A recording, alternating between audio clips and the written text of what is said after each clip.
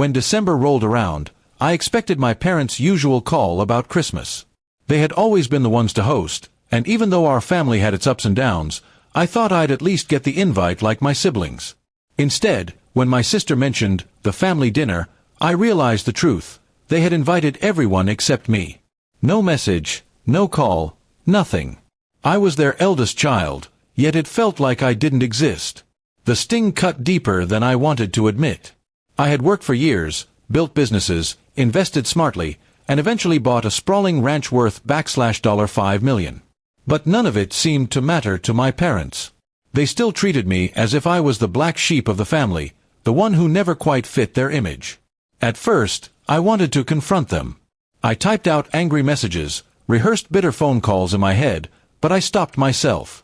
If they thought excluding me was a lesson, maybe it was time to teach them one of my own. I decided to throw my own Christmas celebration, on my ranch, open invitation.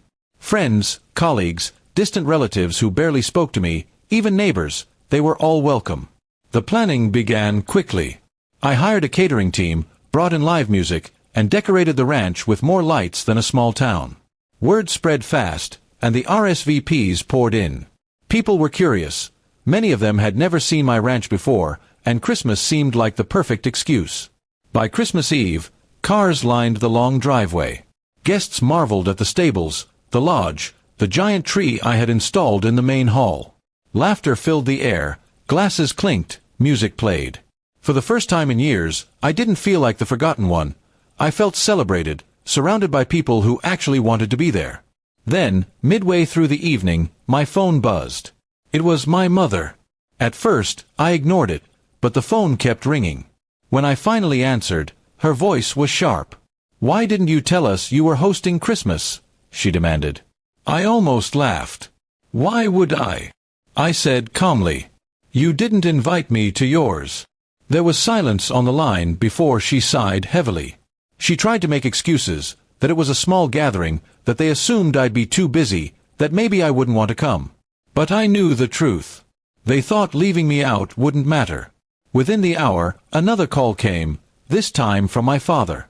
His tone was different, almost uneasy. He asked how many people were there, who had shown up. When I told him, he whistled low, impressed despite himself. "Seems like you've made quite the Christmas," he admitted.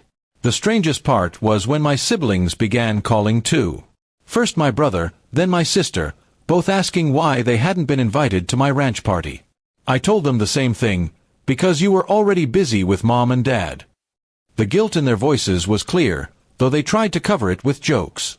The calls didn't stop. Some relatives who had gone to my parents' dinner realized my ranch party was bigger, livelier, and they wanted to come over too. A few even left my parents' table mid-meal to drive out and join us. By midnight, the ranch was glowing with energy.